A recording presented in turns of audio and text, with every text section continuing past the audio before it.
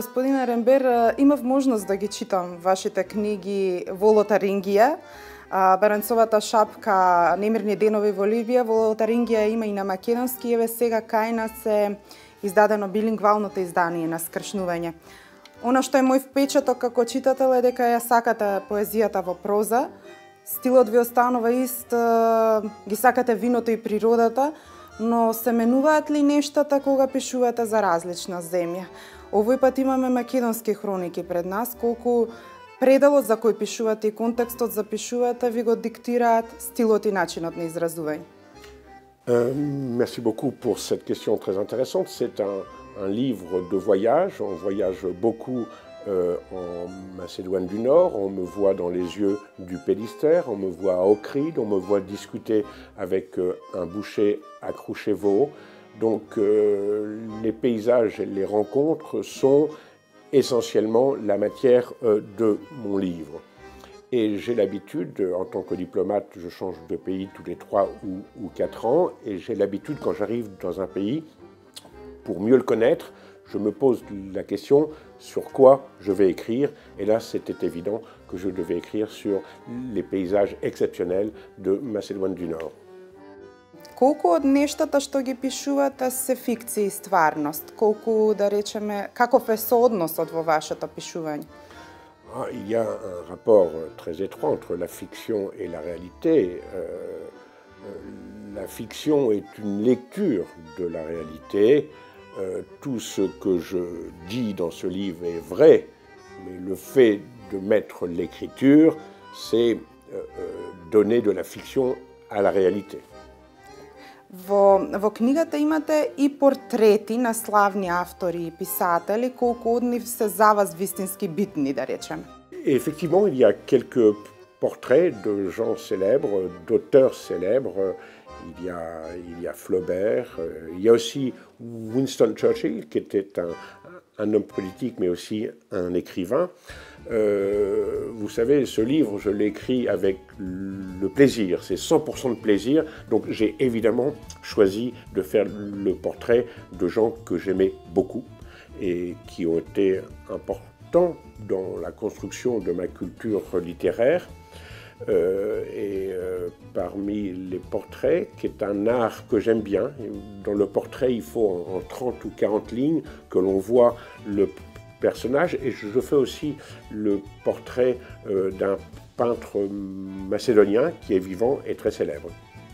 Колку ја познавате македонската литература и македонската култура и дали сметате дека во неа може да се развијат вакви патеписни жанрови и секако биографија, може би онаква пријателска како што вие напишевте за Пирог?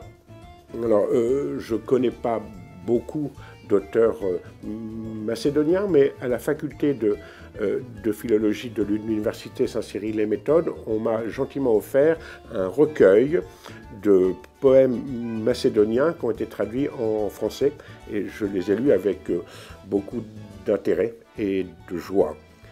Sur la littérature de voyage, c'est certainement un genre qu'on pourrait développer ici.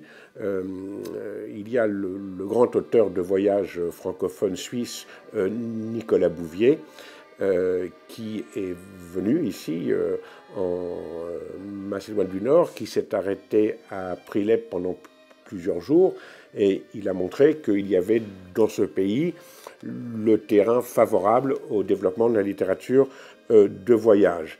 Et il y a certainement ici, en termes de biographie, des personnages très célèbres qui seraient intéressants de traiter d'un point de vue littéraire et pas seulement historique. Господин Ерембер, се наоѓаме во ситуација на пандемија, кога светот е затворен, границите се затворени и Франција како една од најсилните земји на полето на културата исто така се наоѓа пред овие предизвици. Колку сметате дека културата има моќ во една ваква ситуација?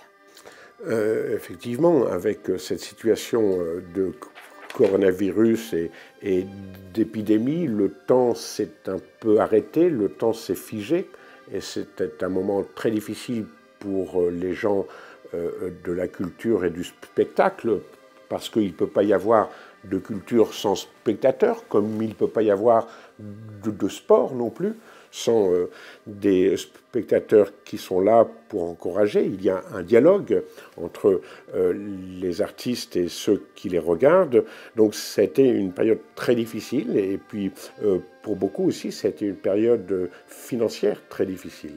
Mais là, en France en tout cas, les choses reprennent et tout en demandant aux gens individuellement de respecter les consignes d'hygiène et de sécurité pour que l'épidémie ne puisse pas reprendre.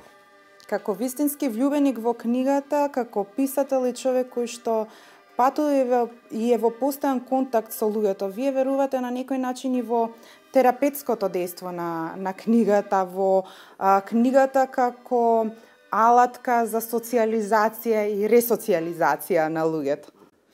La lecture et l'écriture sont le recto verso d'une même activité. L'un ne peut pas aller sans l'autre. Et vous évoquiez l'épidémie un peu plus tôt avec cette période de confinement. Des gens sont allés chercher dans leur bibliothèque des livres qu'ils n'avaient jamais eu le temps de lire.